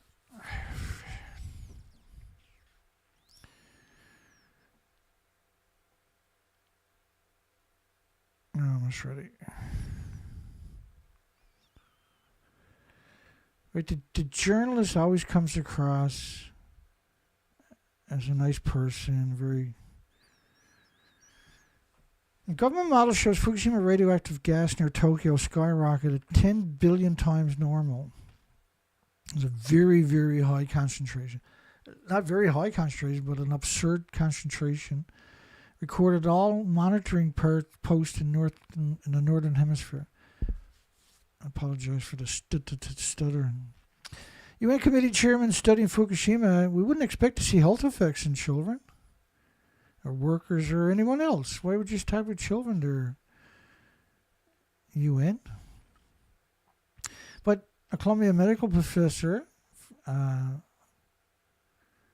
says inhaling just one radioactive, everything from a nuclear meltdown is a hot particle. Inhaling just one hot particle can cause a cancer. So this was a nuclear regulatory JASCO, was it? They were being asked, did anybody die at Fukushima? Now remember, the first year there was 865,000 extra cancers. Not everybody got health care, not everybody's diagnosed. There was 13,646 children out of 38,000 with thyroid tumors of around 2 centimeters. Their thyroid is only around 2 centimeters. Obesity rates nearly doubled, which is a sign of radioactive brain damage. They would have been aware all that was going to transpire. So with that, knowing that, and they knew this, they're the academics, they know what's going to happen. And so when someone asked them where they were going to die, you would expect the gallows laugh, right? Would it be accurate to say that no one has died as a result of exposure to radiation in Fukushima? So, and secondly, can you assure that no one will die as a result of exposure to radiation in the future? You want to take that one, yours? Well, what we know right now, there have been no fatalities that we're aware of that are directly related to radiation exposure. I believe there were a few workers who were killed at the plant because they were performing work, and when the tsunami hit, they lost their life. There are some workers.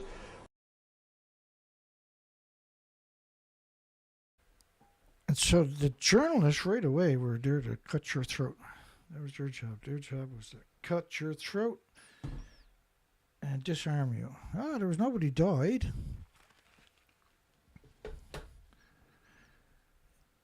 And if you did die, it wasn't radiation. It was because they smoked cigarettes, right? Bear with me here. I got lost. Where's Dana? I'm not supposed to be in that one. I'm supposed to be in the one alongside of it. I have to set that up tomorrow night. There's 865,000 extra cancers in the first year. There's 13,646 children with thyroid tumors. 6 out of 10 Fukushima children had diabetes. Obesity rates nearly double, which is a sign of brain damage. And little ones with over 11 atoms a kilogram of cesium. What about the uranium, plutonium, mercurium, and the rest of it? Start to see heart problems. What about the fact that every organism in Fukushima Prefecture is contaminated with radiation, which produces over 1 billion pounds of rice a year, by the way, and never stopped growing it? There's 1.4 million atoms a kilogram detected in worm feces. Canada removed all restrictions on the food from the nuclear wasteland, and Japan, after 93 days, while 55 actual countries banned it for a decade. Not that they likely were able to maintain the ban, they were sneaking in the back door constantly, but the best place to ship it was to Canada. Now we see an explosion of illnesses and diseases, not immune deficiencies and injuries.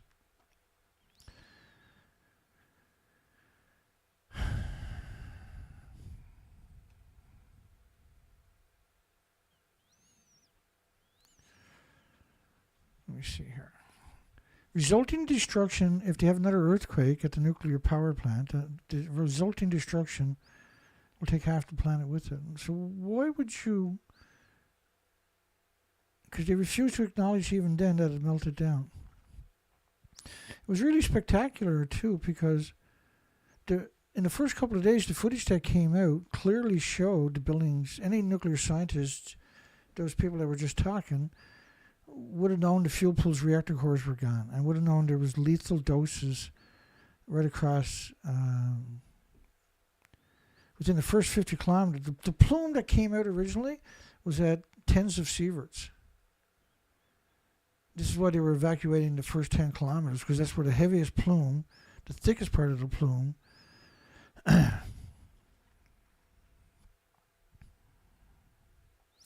another facet of this was that they sprayed salt water on the meltdowns. And salt water produces this sulfur peroxide hydrogen buckyball effect.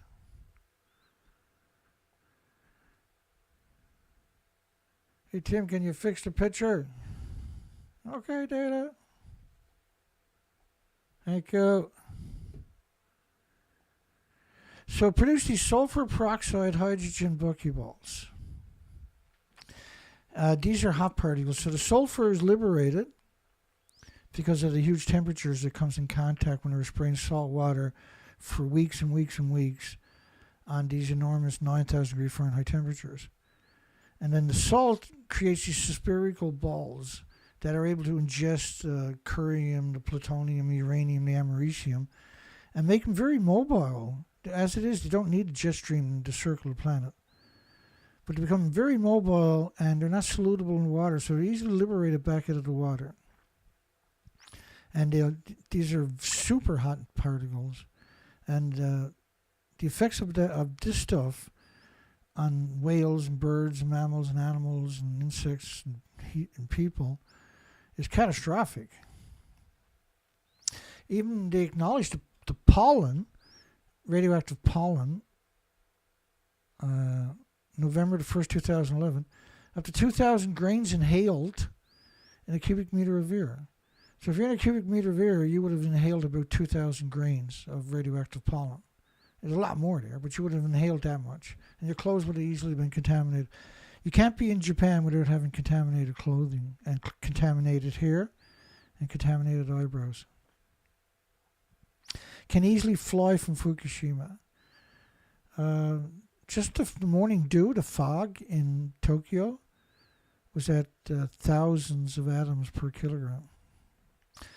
Fukushima farmers hopes that ducks will eat up the radiation. We fixed that actually. The ducks will eat up the radiation.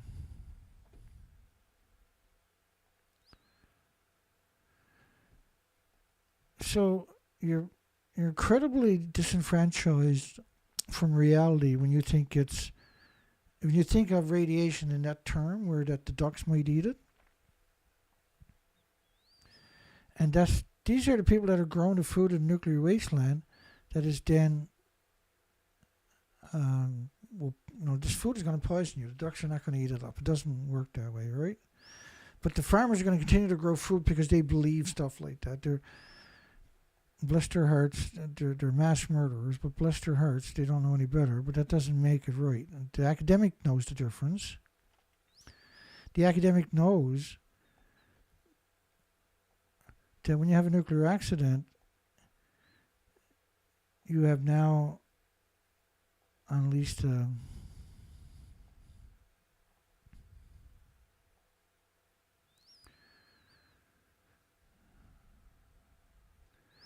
So here's a picture of Reactor 3. We started off talking about Reactor 3, by the way.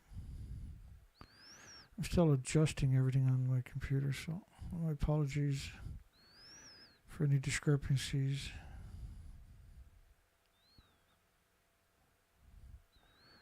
I'll get there. That's the stump of Reactor 3, the ghost of Reactor 3. That's a fraction of the 19-story, 65-meter, 190-foot building. And as you can see, all the inventory is gone. So at the top of the buildings were 2 fuel pools, and you're talking about decades of reactor cores. And so in 2021, the media came out and pretended that they were at the top of Reactor 3. So this is Rupert Winfield Hayes. He's done the same thing for Reactor 4, but the building actually doesn't even exist. And Reactor 4, they put a contraption over it and then pretended that they were in it getting the fuel out of it. But when you look at, there was this one picture, and this is a really interesting story, by the way. This one picture, when this picture was released, it was very, very high quality, and so it was the whole site. And I was able to zoom in and extrapolate stuff like this. They would never release this picture. You'll never find this picture anywhere else. And you can see the debris right there. And this is the stump that they put over reactor 4. And here's the picture. I actually got the picture here.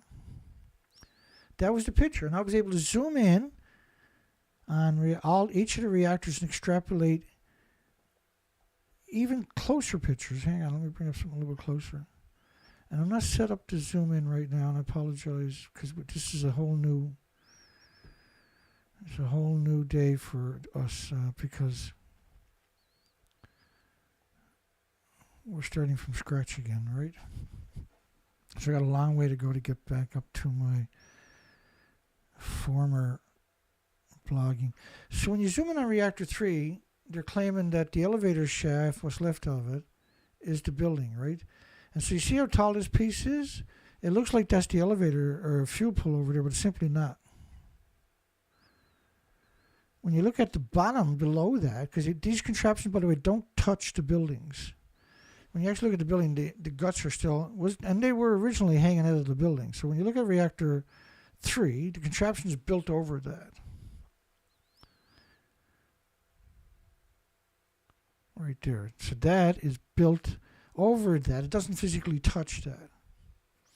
So the piece you're looking at, that so-called holder that they pretend is the fuel pool, is, and you can't go up there. This is built off-site and then assembled by cranes. Now the steam coming out of the ground is lethal doses. 3 sieverts is a lethal dose. The steam coming out of the ground was 4.7 sieverts per hour, 20% more than in June. At the reactor number 1, from alongside of it. That's the China syndrome from reactor 1. And there was the same thing for reactor 2. Reactor 3 ejected the reactor core and the fuel pools right out of the buildings. And so did reactor 4. It ejected the fuel pool and the reactor core right out of the buildings. But in the context of continuous burning explosions, right? But reactor 3 clearly ejected the reactor core and the fuel pool. And any academic that looked at that reactor 3 or reactor 4 knew that. And so reactor 4, they built this contraption over it and pretended they were in it. And for reactor 3, they built that contraption over it and then pretended that they were 100 feet above it in the fuel pool that clearly doesn't exist. The radiation forecast kept secret in Japan to avoid panic in the whole of society.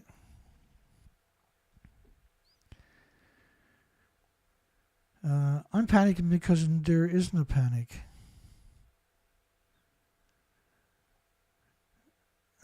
Ultimate Insider Prime Minister contemplated evacuating 30 million people in Tokyo. He didn't, because he said that didn't happen. So 30 million people, if they acknowledged that had happened, 240 kilometers away, they would have evacuated 36 million people in metropolitan Tokyo. Even though reactor 3 was worse. It was clearly all gone. So when you look at reactor, any academic in the nuclear industry looked at that and said, oh, the fuel pool and the reactor cores are gone. Everyone on the planet done that, and not a single one has ever come out and told us the fuel pool was gone. Not one worldwide. And the reason is they don't want to be blamed for an extinction event. And they don't want their loved ones to hate them.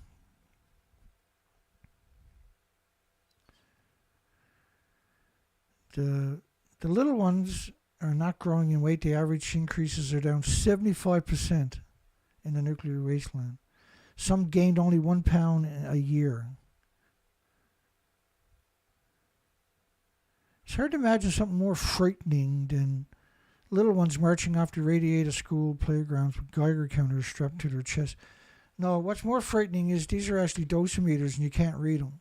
They're sent to the students at the universities who will read them and do their thesis on buying stocks and shares in pharmaceutical companies because all the kids got.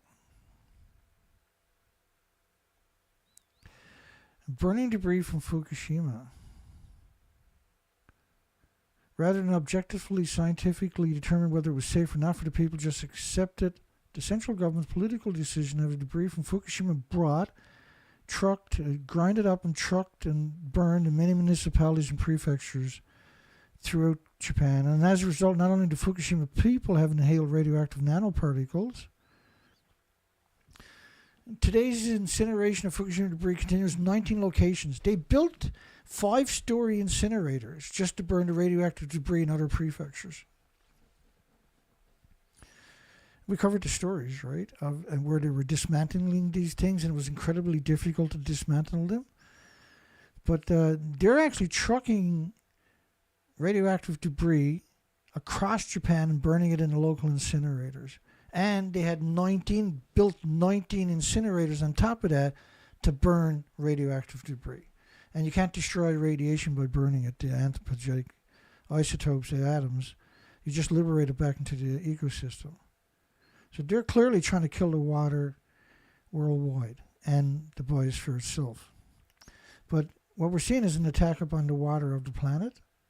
And without water or carbon, there is no life. And 12 million yen to send, which was about $54,000, I believe, back then, US, being spent by the city starting to burn disaster debris. But look at this. They're burning debris all over the country. Rather than dig deep geological repositories or holding sites to store this, they also picked up, on top of this, 30 million one-ton bags.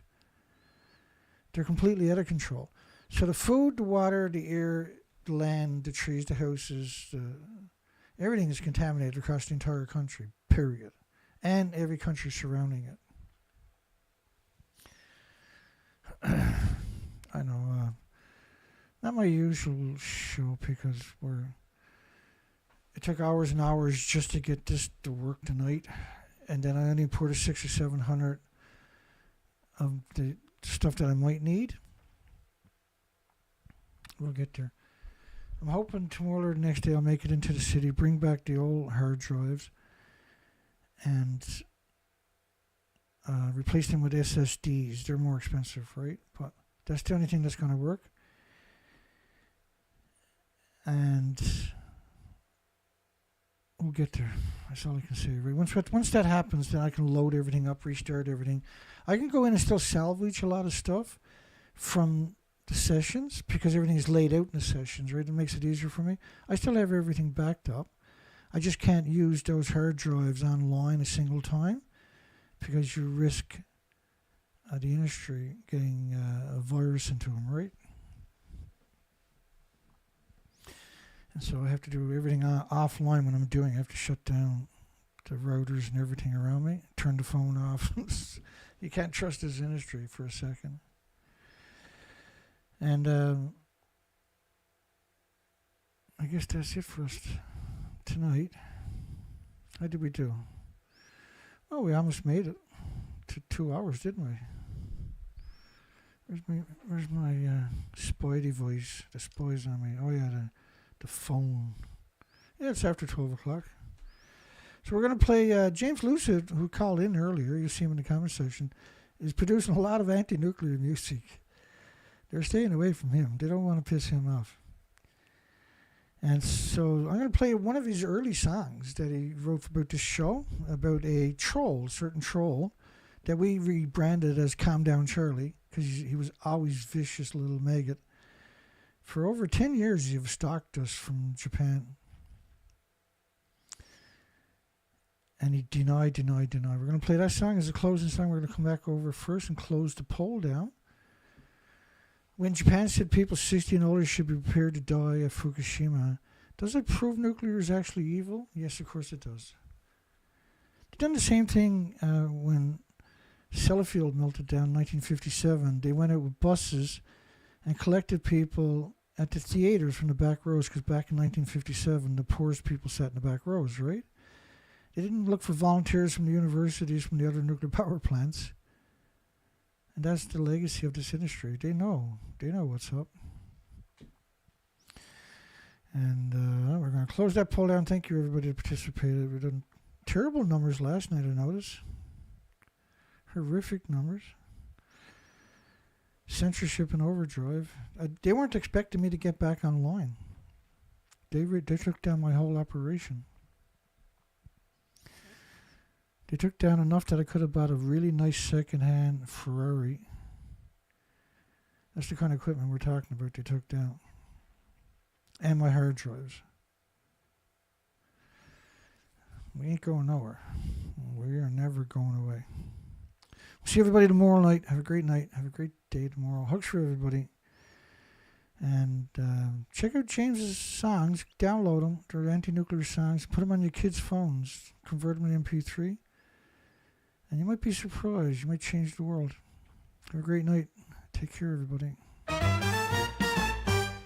In the Tokyo Bureau, swirling smoke and neon beams. Chicago division, fueled by heated dreams. Calm down, Charlie calls in, voice smooth as silk. Says, Dana, you're dreaming, don't cry over spilt milk. On Dana Durnford show, the chatter's turning wild, but Charlie shoots it down with that cool cat style. Unit 3's no killer, no harm to see life. He chuckles in the static, cuts through the strife. Oh, calm down, Charlie, with his nuclear charm. He says starfish are just fine, there's no alarm. His words dance on airwaves with a confident glow. Calm down, Charlie steals the whole radio show. With a snap and a grin, Charlie's voice so clear scatters the dread, dispels all the fear. Mux didn't hurt, he croons with a sigh. Science is for thinkers, not a whim or lie. Though Dana and the crowd may shout and roar, Charlie's unfazed, he's heard it all before. His swinging rationale, like a soothing song, says, hold on to logic, we gotta stay strong. Oh, calm down, Charlie, with his nuclear charm. He says starfish are just fine, there's no alarm. His words dance on airwaves with a confident glow. Calm down, Charlie steals the whole radio show.